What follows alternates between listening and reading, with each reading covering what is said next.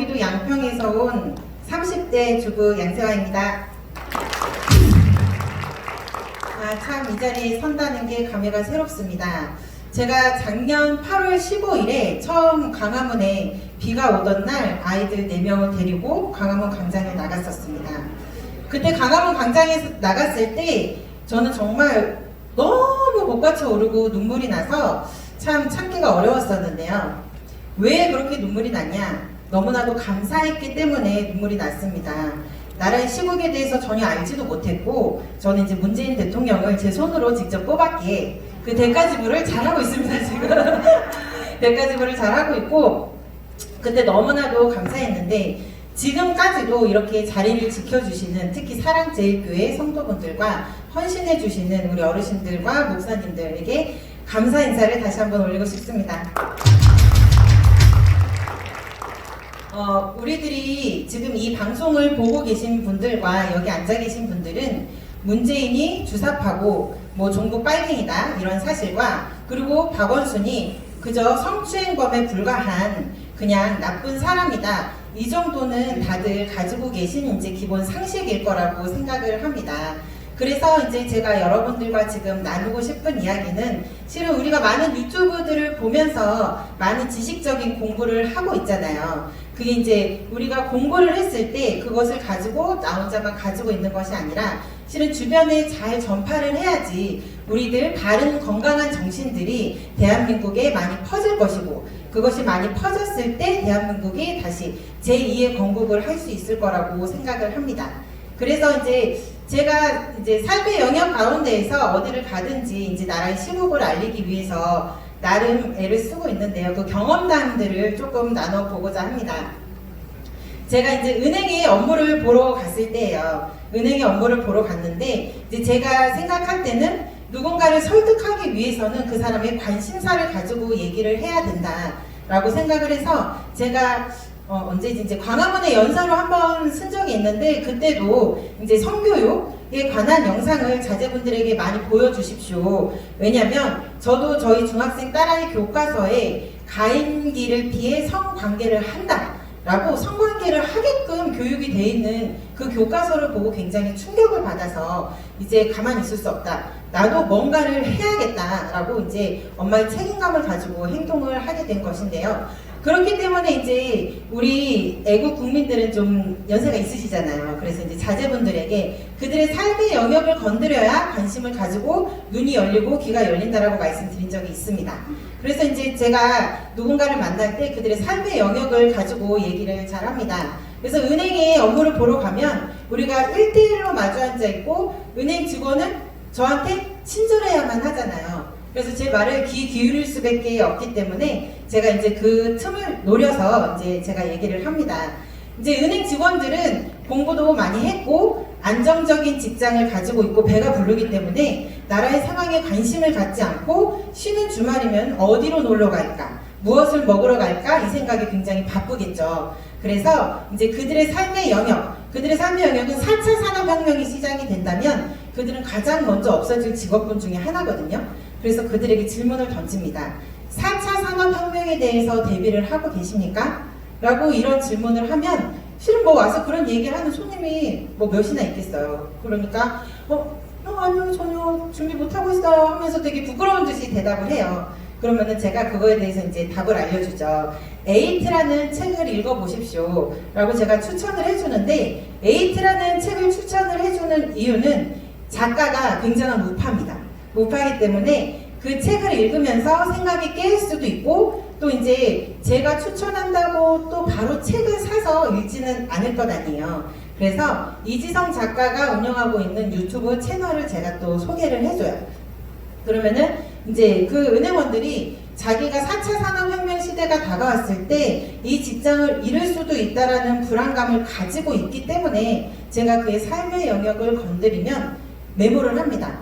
이지성 작가, 뭐 에이트 이런 것들을 메모를 해요. 나중에 그거를 그가 보는지 안 보는지는 제가 확인을 해볼 수가 없기 때문에 알 수는 없지만 그러한 방법으로 그들의 마음 문을 열고 혹여라도 이지성 작가에 대한 어떠한 것을 접하게 됐을 때 그들이 마음 문을 열고 볼 수가 있다. 그런 생각 때문에 저는 이제 삶의 영역 가운데 만나는 사람들에게 이렇게 이제 우파에 대해서 알려줄 수 있는 방법을 쓰곤 합니다. 그래서 우리 방송을 보고 계신 국민 여러분들이 전국적으로 계시기 때문에 실은 우리가 아스팔트에서 싸움도 많이 해야 하고 또 이제 사랑제일교회에 와서 교회를 지키는 일에도 힘을 써야 하지만 지역적으로 거리적으로 너무나도 어려운 상황 가운데 있어서 다 모이지는 못하잖아요. 그렇지만 내가 서 있는 이 자리에서 무엇을 할 수 있을까? 그게 좌파와 우파의 차이인 것 같아요. 난 이래서 못해. 나 저래서 못해. 쟤 때문에 못 가.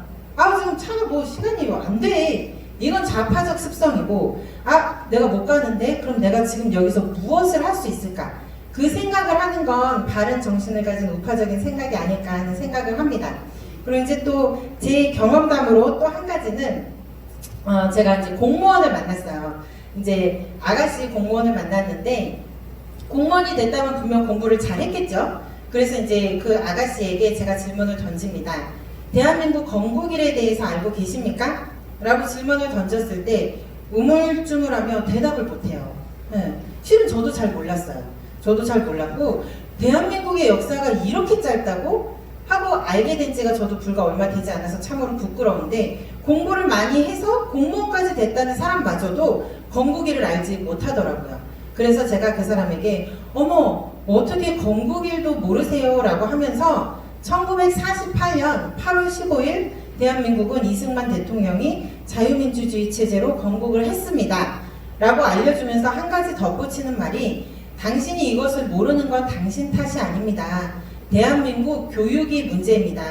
당신이 공무원이 됐다면 상당히 공부를 잘했을진데 어찌 대한민국 건국일조차도 모르십니까? 이건 교육이 문제지 당신 잘못이 아닙니다. 라고 그 사람 편을 들어줘요. 그럼 이제 또 그 사람 마음문이 열리거든요. 그래서 그렇게 마음문이 열렸을 때 제가 이제 또 한 가지 얘기를 해줘요. 우리 대한민국과 북한은 자유민주주의 체제와 공산주의 체제, 이 체제 때문에 남북으로 나뉘었지 않습니까? 그러면은 또 인정을 하죠. 그 사람이 인정을 할 때 그러면 우리나라는 이승만 대통령이 자유민주주의 체제로 세웠고 북한은 김일성이 공산주의 체제로 세웠는데 70여 년의 세월이 지난 뒤에 너무나도 결과가 다르지 않냐 했을 때 북한에 대해서 관심이 없더라도 얼마나 거지같이 못 사는지는 다들 알잖아요. 그래서 끄덕끄덕 같이 공감을 하거든요.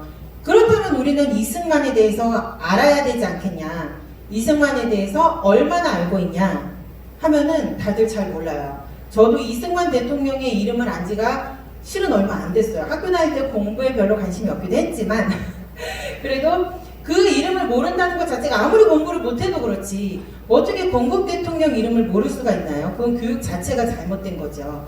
그래서 우리가 이렇게 나뉘어지는데 우리가 이승만 대통령을 제대로 알아야 우리가 부강하고 잘 살 수 있는 노하우를 알 수 있는 것 아니냐 했을 때 대부분의 사람들이 공감을 하더라고요. 그래서 우리는 이승만을 공부해야 된다. 자, 그럼 우리 생각해보자. 왜 대한민국을 세운 건국 대통령인 이승만을 왜 나쁘게 얘기할까 생각해본 적 있냐?